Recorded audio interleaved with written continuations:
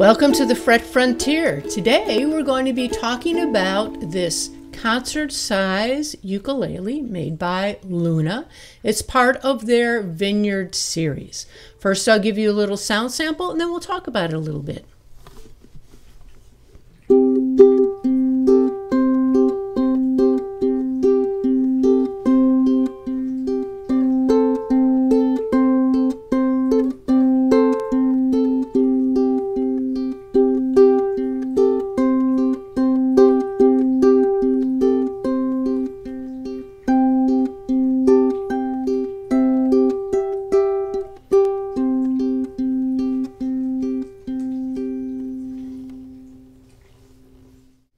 The specs on this ukulele is that it is a 15-inch scale concert size in the neck. The bridge is a tie bridge. It's made out of rosewood. It has slotted headstock with chrome tuners. The nut is a 35 millimeter width and it's bone. The fretboard is a flat radius and it has a pearl inlay on rosewood fretboard, and this is, they call it the Vineyard design, but I've seen this on other instruments referred to as the Tree of Life, and I have an instrument, hard-bodied electric guitar made by Ibanez from the 70s that has this same type of inlay on the neck. Is my favorite image for inlay on an instrument neck. I think it's just beautiful. This also has side dots for the frets here to help you along. So we've got it at 5, 7, 10, and 12. 18 frets are available. There is a beveled armrest, and this is rosewood. All of the binding, in fact, is rosewood. It's got a cutaway body on it.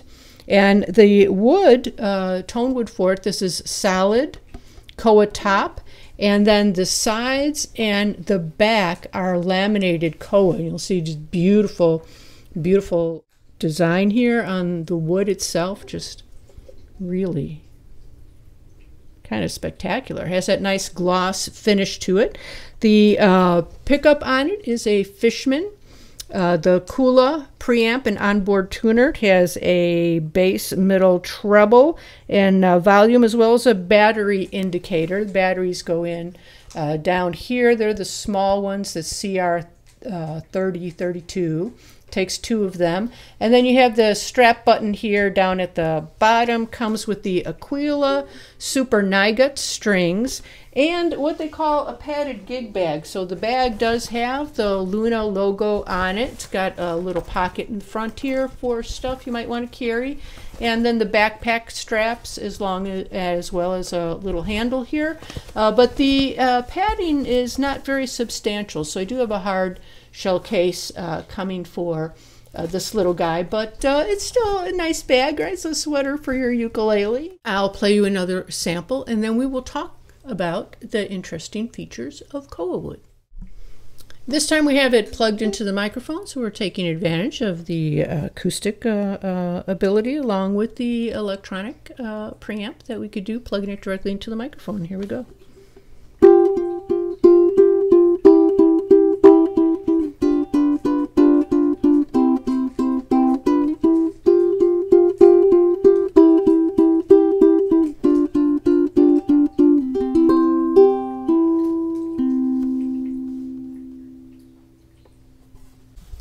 This is the first instrument that I have of any kind that's made of Koa wood.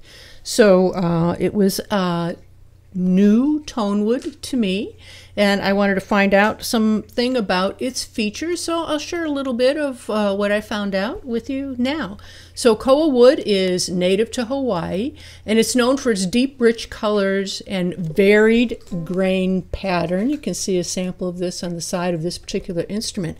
It only grows on one set of islands in the Hawaiian Islands and grows best on the Big Island and at higher elevations.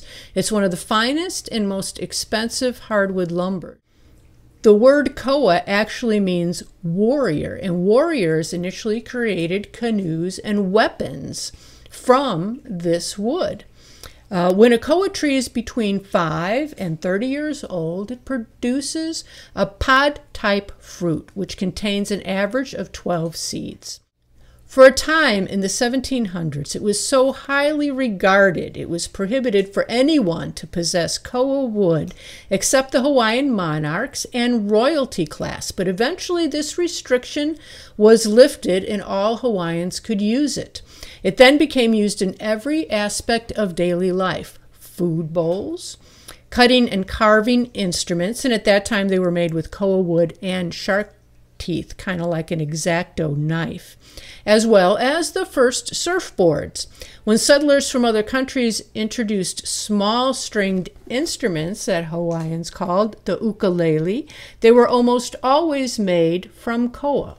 During the 1800s, enterprising ranchers, hoping to make use of the wide tracts on the Big Island, eliminated many koa forests to make way for grazing cattle. In addition, livestock introduced to the islands at this time, such as pigs and goats, found the young koa seedlings delicious and would graze on them before they had a chance to mature, kind of wiping them out.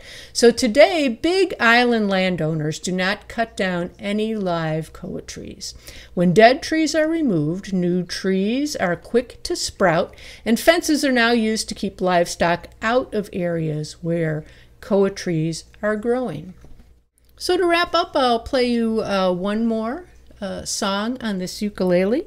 This ukulele was a gift to me, for which I am just so touched and incredibly grateful. And I want to thank all of those who were involved in giving me this instrument. And I hope that you found this video interesting and a good tribute to this wonderful gift. Thank you so much. One more song.